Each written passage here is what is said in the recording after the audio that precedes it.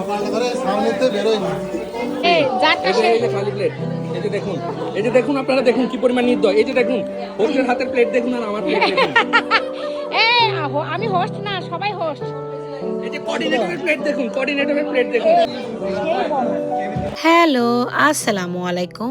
Welcome করছি আমার ঈদ ব্লগে। এবার জাপান এবং বাংলাদেশে কিন্তু একই দিনে ঈদ হয়, আর সেই ঈদের দিন আমরা কি কি করলাম সেই সব কিছু নিয়ে থাকছে আজকের ভিডিও। এবারের ঈদটা যেহেতু ছুটির দিনে হয়েছে, মানে শনিবার, সো আমরা ভাবলাম যে আমরা একটা ঈদ পার্টি করতেই পারি। সো সবাই মিলে আমরা একটা গেট টুগেদারের ব্যবস্থা করলাম। আর দেখতেই পাচ্ছেন ভাবিরা কত সুন্দর রান্না করে নিয়ে এসেছেন।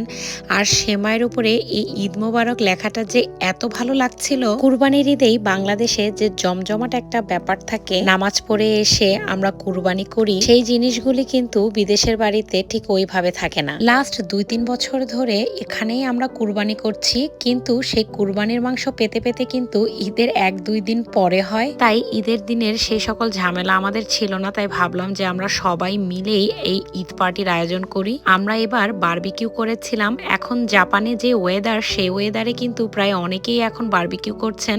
তো ভাবলাম আমরা ঈদের দিনে এই বারবিকিউটা সেরে ফেলি। মসজিদে সবাই নামাজ পড়েই যেহেতু এই পার্কটাতে চলে এসেছিলেন, তাই প্রথমে আমরা নাস্তার ব্যবস্থা রেখেছিলাম এবং নাস্তা শেষ করেই এই খেলাটা আমরা সবাই খেলছিলাম। বাই দ্য ওয়ে, মেয়েদের এই খেলার জন্য কিন্তু পুরস্কারও ছিল। একদিকে খেলা চলছিল আর অন্য পাশে চলছিল এই বারবিকিউ।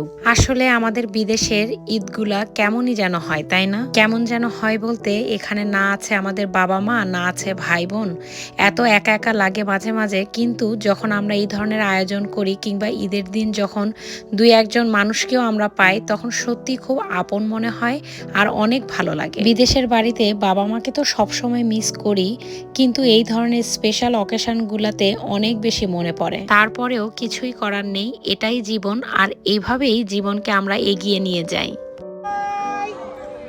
খাম্পাই।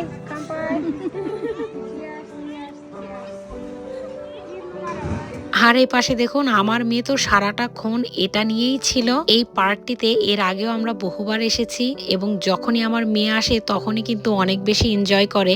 জাপানের পার্কগুলি সত্যি খুবই সুন্দর। বিশ্ববিদ্যালয়ের আশেপাশে বড় হয়েছিল, এই জন্য শিক্ষিত খাসির গোস্ত।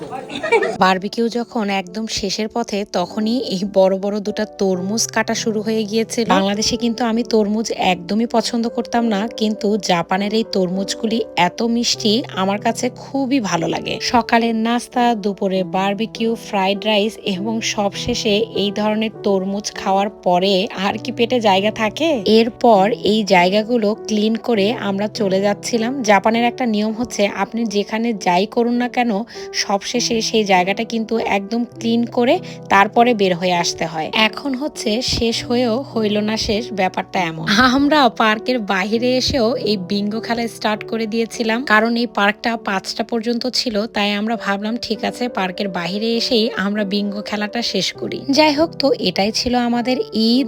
এই ভিডিওটা আজকে এই পর্যন্তই। সবাই ভালো থাকবেন, সুস্থ থাকবেন। আল্লাহ হাফেজ।